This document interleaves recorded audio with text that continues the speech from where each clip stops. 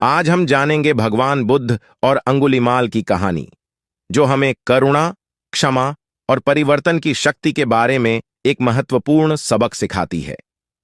अंगुलीमाल, जिसका असली नाम अहिंसक था, एक ब्राह्मण परिवार में जन्मा था। बचपन से ही वह एक होनहार और अनुशासित छात्र था, लेकिन उसके गुरु के द्वारा दी गई एक शापित भविष्यवाणी के कारण वह एक निर्दयी डाकू बन गया। अंगुलीमाल का नाम इसीलिए पड़ा क्योंकि वह अपनी उंगलियों की माला अंगुलीमाल बनाता था। अंगुलीमाल का उद्देश्य 1000 लोगों की उंगलियां प्राप्त करना था, ताकि वह शक्तिशाली बने। वह निर्दयता से लोगों को मारता था और उसकी दहशत पूरे राज्य में फैल चुकी थी। जब बुद्ध को अंगुलीमाल की कहानी के बारे में पता चला, तो उन्होंने उसे सही मार्ग पर लाने का निश्चय किया। बुद्ध अंगुलीमाल से मिलने के लिए उसी जंगल की ओर चले जहां अंगुलीमाल निवास करता था। अंगुलीमाल ने जब बुद्ध को देखा तो उसने उन्हें मारने का फैसला किया और उनके पीछे दौड़ने लगा, लेकिन एक चमत्कार हुआ। अंगुलीमाल ने बुद्ध का पीछा किया, लेकिन बुद्ध हमेशा उससे कुछ दूरी पर रहते। थक कर अंगुलीमाल ने चिल्लाकर कहा, रुक जाओ। बुद्ध मुस्कुराते हुए बोले, मैं रुक चुका हूं अंगुलीमाल, क्या तुम रुके हो? अंगुलीमाल चौंक गया और पूछा, इसका क्या अर्थ है?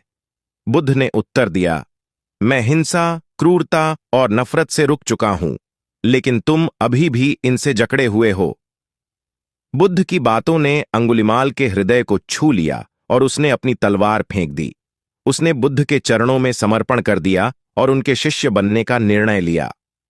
अंगुलीमाल ने बुद्ध से दीक्षा ली और एक भिक्षु बन गया।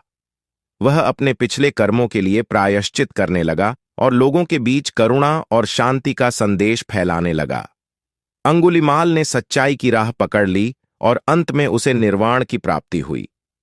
इस कहानी से हमें यह सीखने को मिलता है कि कोई भी व्यक्ति कितना भी गलत राह पर चला जाए, अगर उसके जीवन में सही समय पर सही मार्गदर्शन मिल जाए तो वह अपने जीवन को बदल सकता है। बुद्ध की करुणा और अंगुलीमाल की परिवर्तनशीलता हमें यह सिखाती है कि क्षमा और समझ से किसी का भी जीवन बदला जा सकता है।